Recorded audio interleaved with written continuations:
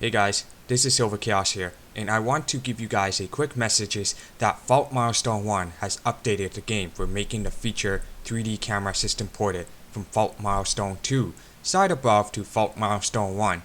Here are an examples what will look like this. Zooms in for person looking and talking, zooms out for two people having conversation, panning for person talking to another person talking, and of course, CG gallery looking style. So it's pretty cool for a 3D camera system added, but unfortunately I cannot load from the saved file that I could continue where I've left off. So I have to start from the beginning and scroll down just to fast forward it and land on right this storyline, which is kinda suck. Keep in mind that in the beginning of the scenes it will be old patch for a little while, and then the rest of the scenes will be new patch. I will not be re-uploading from the beginning of the chapter just to see some new 3D camera system ported. Anyway, thanks for hearing these messages and enjoy for listening the visual novel and a 3D camera system ported.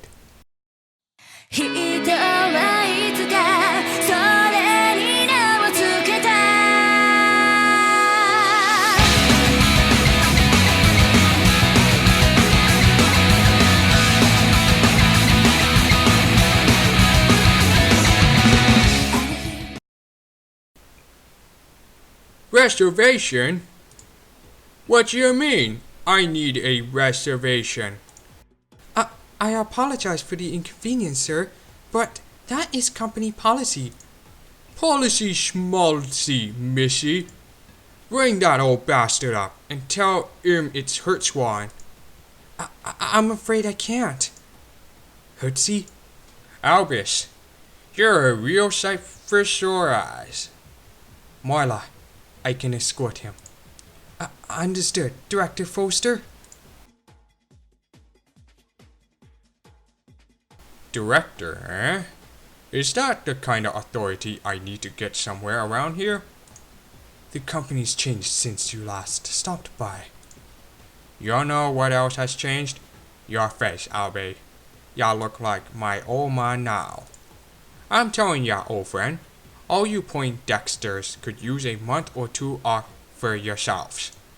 Life ain't always about changing or improving everyone else, Albie. Ha ha ha ha. I suppose old habits are truly hard to kill. I always found your honesty quite refreshing. Why didn't you give your surname first, though? Even Marla knows who your uncle is. Director Crowley's enjoys making his presence known, after all. And that's exactly why I don't want to go name dropping that old bastard's name. The fact that we're even related gives me the heebie-jeebies. Duly noted. There hasn't been any reconciliation between either of you yet. Reconciliation? Ha ha ha ha. Between me and my old man, or me and the old bastard of an uncle. Your uncle? Can't say, Albus. When I see them both in caskets, then you could say that we're all right and reconciled.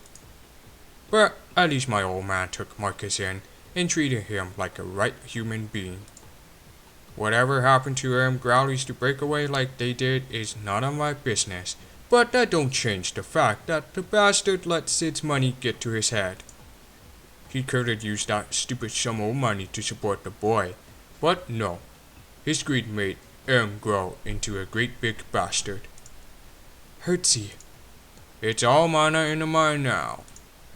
I couldn't care less about him unless he shows his ugly mug around the shop. Then I turn a fat bastard. Ha ha ha ha ha ha.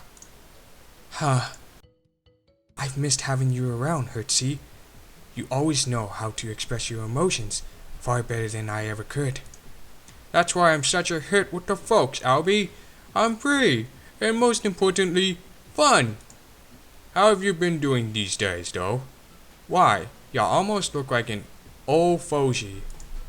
If you were tasked with as many issues as I was, you'd be the same. Issues, miss you, Albie. Forget about all that for once, and stop by Ivo some more. I never see you there anymore. All of ya should just drop your work once in a while, and just live for rents. would like that. Very much. Oh, I almost forgot to ask. What brings you here today? Oh, I almost forgot too. I came to see why Sid hasn't put any orders in for new tailoring like he usually does. He's always puts in a few requests here and there within a 6-month span, but I haven't seen him at all in the past year. I know he's always busy, but I needed to see his face for myself. What's with that look yours, Albus? Did something happen? Hertzie. Sid. Sid is going through a difficult time at the moment. No. He's been going through a difficult time ever since Eileen and Rune passed away. He's imposed a self-isolation of sorts and hasn't left Laboratory 9 for a long, long time. Whatever he's doing down there, it's keeping him occupied at all times. What you mean, whatever he's doing? You don't know about it? I haven't known about many things, including what Sid is currently doing since he entered that laboratory. He's not receptive to feedback unless it is total and unadulterated obedience to his demands, and if his demands are questioned, he threatens with termination. Rudor had been the acting CEO for Sevitz Enterprise since Sid's self-imposed isolation. Rudo is the CEO now? My little Rudo? That's great, Albus. That shy little bundle of joy is finally a man now, and running his old man's business to boot. I suppose if there's a silver lining in all this, it is that Rudo has proven himself a very capable leader. However, you won't see even a speck of that shy boy in him now. In fact, ever since Rune's passing, everything around here has changed, for better or for worse. Is that so? Albus, could you let me meet with the poor bastard? I don't think there's much either of us could do for him right now. You haven't tried, have you? If he's working, then at least we know he's too busy to bother with us. But if he's just twiddling his thumbs, he's got time to talk to old Hertzwan. I don't know. I don't think Sid ever twiddled his thumbs. You're missing the point. I just want to know how the old bastard's doing. As much as it pains me to say this, but I think the Sid that we grew up together is long gone. That's for me to decide with my own 2 eyes. Hertzie.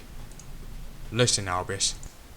You may not know this, but Sid Sevitz is the toughest son of a bitch I've ever had the privilege of knowing. I never once known him to stay down in the dumps, not before bouncing right back to being a stubborn bastard. He's not an easy fella to break, Albus. Even if Sid's spirit's been dinged up a little, all he needs a little bit of grease to his gears going again. You'll see, Albie. I'll get him back up and running again after 10 or 20 rounds at Ivors. Okay. You asked for it. Don't say I didn't warn you. Oh no. Sid looks like shit. Is that you, Albus?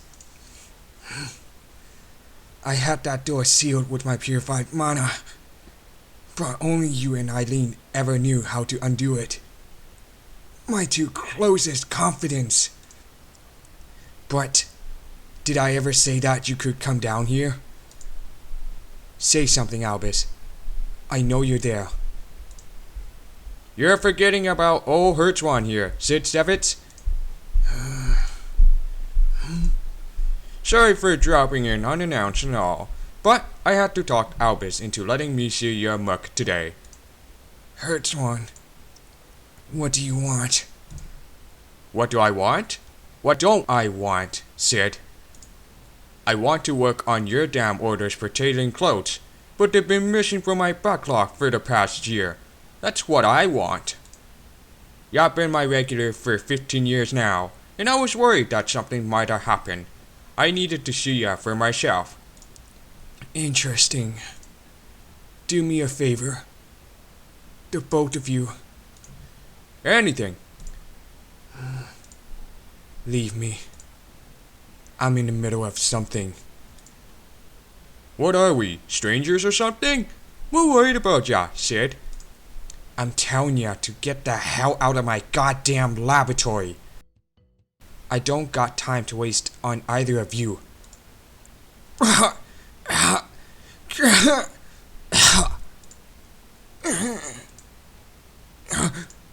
Sid! Don't touch him, Albus. Hertwan! He needs help! Sid, how long have you been hacking your lungs up?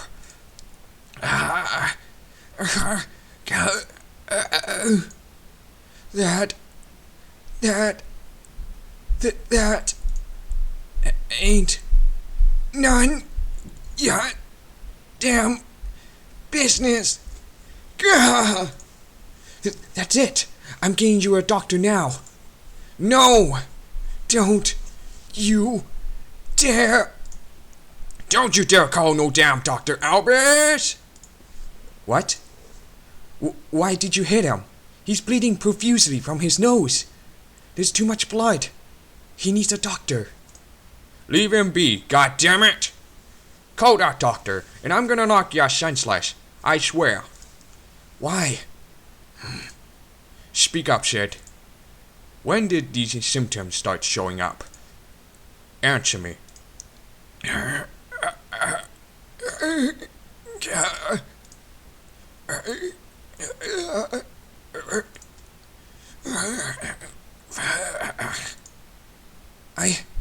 I can't stand to see him so helpless.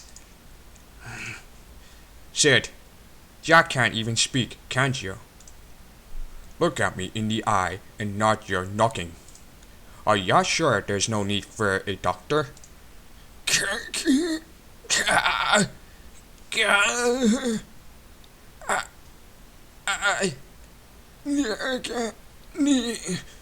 No.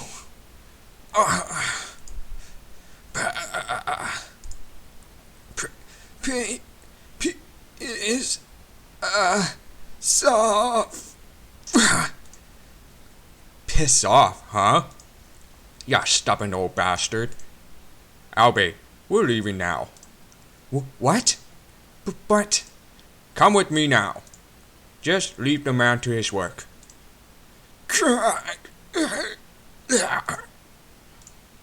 Damn, he's really bad. Blood spillage coming out. Hertwan, Sid needs a doctor. Did you see how much blood he was coughing up? Why did you hit him at all? You would never want to let your fist speak for you. Calm the hell down for a minute, Albie.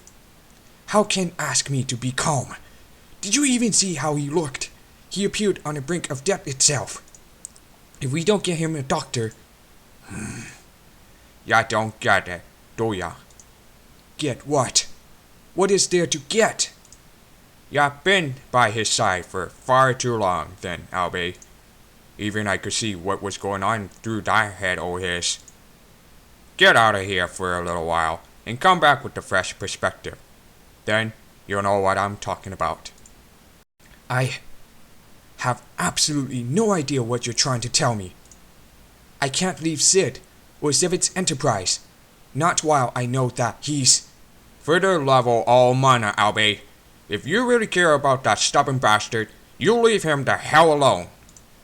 Let him go about his business. Hertwan. This is for your own good, Albus. I ain't going to repeat this, so listen up. If Sid wants to spend his final days doing whatever the hell his heart desires, then you need to let the man die. I've said my piece, Albie. Whatever happens now is all on your shoulders.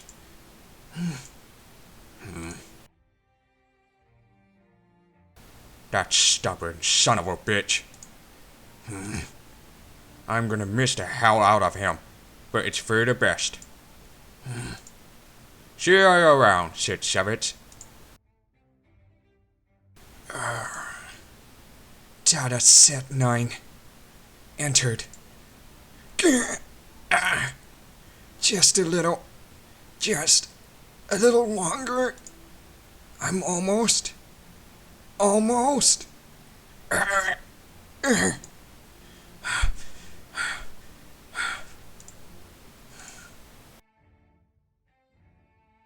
A week passed since we saw Sid, and ever since then, I've had nothing but sleepless nights, racking my brain around Hertzwan advice. After 8 days, I gave in. After our weekly boardroom meeting, I decided to go to Laboratory 9 before 2 of my assistants burst into the room. Albus! Director Foster! We have an emergency! What's the emergency? Vathel, Kirky, talk to me. The Chief Director. He engaged Laboratory 9's emergency protocol. He did? The backup generators for Laboratory 9 have been completely severed as well. The room is in the dark and completely sealed. Why would he do that? Laboratory 9's emergency protocol seals the entire room, flooding it with colored mana until all reserves are completely purged. If anyone was exposed to natural colored mana, then... You don't think he's trying to commit suicide, do you? Vathel, go and bring Rudo back here. Tell him it's an emergency. Kirky, come with me. We need to find a way to reserve Laboratory 9's emergency protocol and stop the flood before it's too late. Yes, sir. Of all interruptions, Albus, how long has it been since the emergency protocol was put into place? Rudo, you're here. Vathel informed me that the backup generators have also been severed. Are there any assets in the laboratory that may be at risk? The assets are of little concern, Rudo. Your father is still in there. He is? So he is. If I must, so be it. Let's get a doctor on standby for him. I don't have the time to spare for this nonsense, but I suppose we'll have to initiate the arrangements for a plot in a full funeral procession. Funeral? How dare you! Why are you raising your tone at me, Albus? You must have realized this some time ago as well. Sid Zevitz died with my mother and sister. The man in Laboratory 9 is nothing more than a walking corpse. The shell of the founder of Zevitz Enterprise has only been driven by a primal instinct to destroy his own legacy. That's enough, Rudo. If he died while trying to destroy everything that I've done to salvage the company, then good riddance.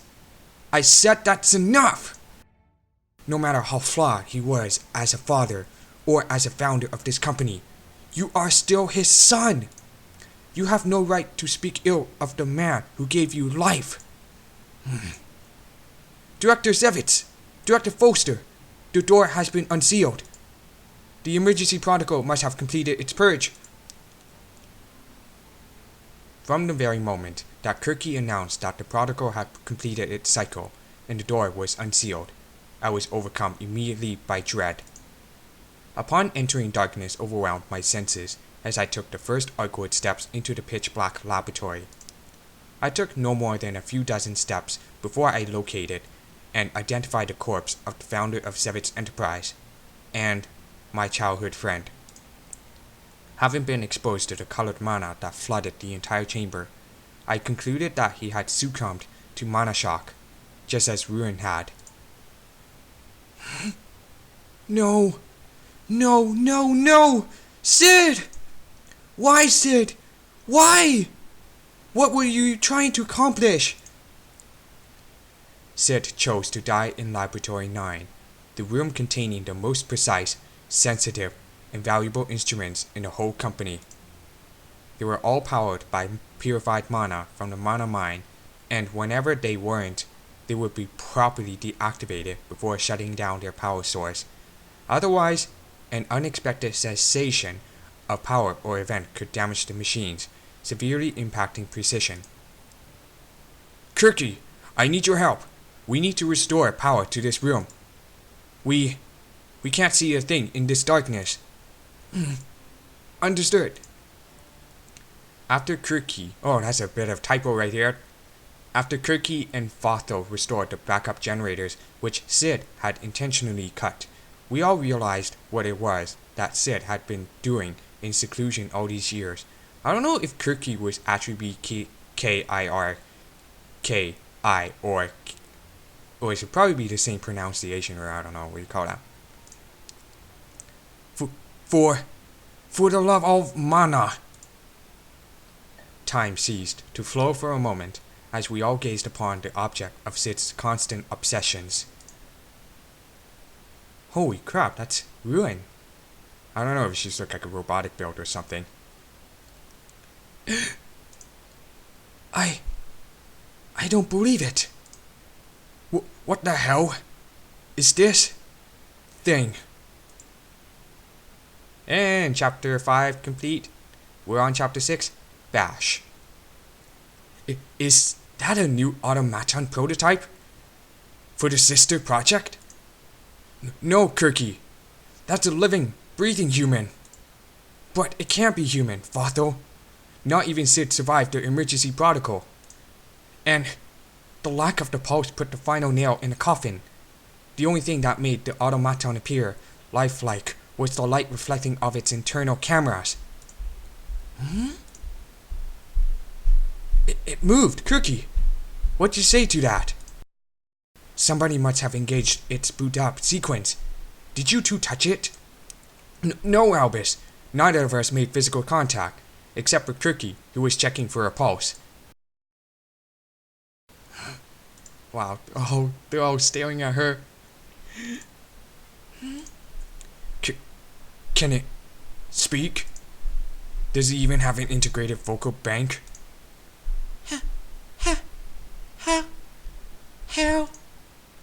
Hello, world. Does that answer your question, Fotho? What is your name? Name? What is the name? It appears as if its data bank was not integrated before activation. Well, our name is a word that is so unique, it only pertains to yourself, such as an identifier. For example, my name is Fotho, and the fellow with the ponytail over there is my contemporary Kirky. The bespectacled gentleman over there is Albus, and next to him is Rudolph. Rudolph? Mr. Rudolph? Curious, it appears that it has a prior association with your name, sir? But how? Rudolph? Brother? That's impossible, Kirky. You have neither a name nor an identifier, correct? Identifier? A name and identifier that pertains only to me?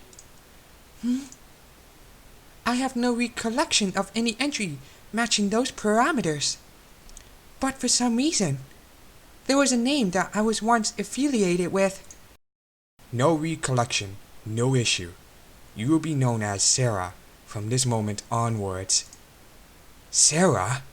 Isn't that the acronym for the project's conceptual report? Synapse Architecture Review and Assessment? Why would you give it to that name? Sarah? Indeed. Henceforth, when asked for your identifier, you will give your name as Sarah. And nothing else. Understood. Is this Automaton destined to be used for the sister project? Would it be deployed to the Abbey? Abbey? What Abbey? Oh, that's right, Kirky. It all happened before you joined our growing family. Before Sid's wife passed away, they made an arrangement to design and develop automatons for exclusive use at the Abbey in Cadia. They will be deployed at the Abbey in order to protect the Abbey's sister against the more volatile patients who are all casualties of daily P1 injections. Ultimately, they couldn't conceive a working prototype that had everything that a normal human being would naturally possess, and the Abbey opted out. It wasn't physiology, but the lack of a soul that turned the Abbé away from the prospect of having constant protection. Good riddance. That would have been an utter and complete waste of our resources. Several days later, we discovered abnormal accounting errors in the general ledger.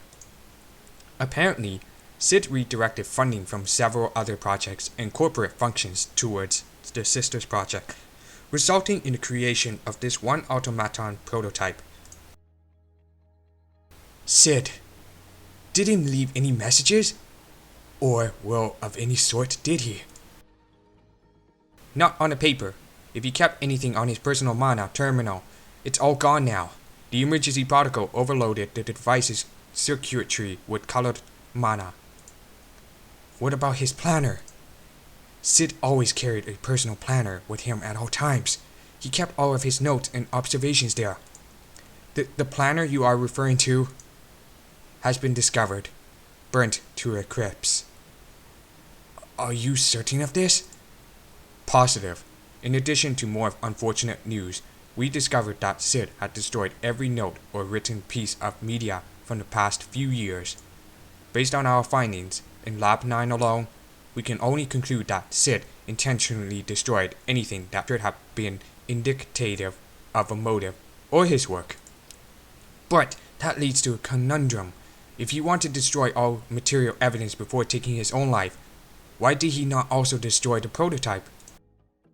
I suspect it has something to do with the breakdown between himself and the Abbé. After some convincing from Eileen, Sid promised the abbot that he would provide automatons with the appearance of a human. But ultimately, the abbot declined Sid's offer. I suppose the automaton could be part of the legacy of that failed agreement. Although a poignant remainder of his failures, on an incredibly short list of them, the completion of Sarah would signify redemption, his masterpiece. Somehow, I doubt that one last chance at redemption was his largest motivating factor. What makes you say that? If it was redemption that Sid was after, why did he stop with just this one automaton? Wouldn't fulfilling the original agreement have been a more redeeming motivator? Instead, he did the opposite by burning all of his notes and research materials. I'm telling you, Kirky, he wasn't thinking about Sevet's enterprise when he created Sarah. He was thinking about self-redemption. Sid Sevets was always the sort of scientist who took everything was personally. Everything he did to fund this project, albeit through illegal means, was means to an end, with vindication as his primary motivator. But that doesn't answer why he would feel so compelled to destroy all of his work. I cannot help but feel there was another motive at work here. Gentlemen, you are both sorely mistaken. If there is one thing I learned about my father, it was to never attempt an analysis for cognitive comprehension. The madman is now dead and gone from this world. We need not descend into madness in order to ascertain madness. Rudo, there is nothing more to discuss, Albus. We have better things to look ahead towards. For starters, the sizable finances that my father had used in order to fund the production of this prototype. Without documentation to describe its main utility, the recovery of the finances that were lost, as well as the value of this automaton, remain highly dubious. I suggest we raise this issue at our next board meeting. I will make the arrangements to call for an emergency meeting. Gentlemen, you may resume your daily task. Until further notice, Lab 9 will remain sealed. Very well. As much as I'd like to analyze your father's motivations, I realize that no conclusion may ever be reached. Agreed. I will also reserve my judgment for later. Please inform when the emergency meeting will convene. Rudo, we need to speak. We may speak, only on the condition that it does not pertain to the elephant in the room. Enough, Rudo! Look at that automaton. Does its appearance not remind you of a certain someone? Of all the people Sid modeled it after? He chose to model it after your little sister, Rune. Does that not have some sort of meaning to you? Albus, do you sincerely believe that I did not also share the exact same observation? If you did take notice, why did you not verbally address the matter directly? What matter needs to be verbally addressed? The matter of her appearance, which is an exact replica of Rune's. What purpose would such a trivial announcement serve? Rune, like my father and mother, is gone from this world, and nothing can ever contest that irrefutable fact. If there's one matter that needs addressing, it is this. What is it? Sid Sevitz truly was a sick, dying man, and while dying in solitude, he recreated a product of a bygone era, the deceased daughter who would never succeed him. What would the Autopole make of Sid Sevitz if people ever knew that he had, in his final days, created an automaton in the image of his dead daughter? The issue at hand now is managing the sums that were lost due to my father's ill appropriation of company finances. I advise that you do well not to disclose this to anyone else, Albus. We need not cause unwarranted concern for the board of directors. On that, we may agree. I sincerely hope that the automaton proves useful. Otherwise, we'd have to write it off as a complete waste of corporate finances. Albus, it's almost time to convene for our emergency meeting. If you're ready, then we should be on our way.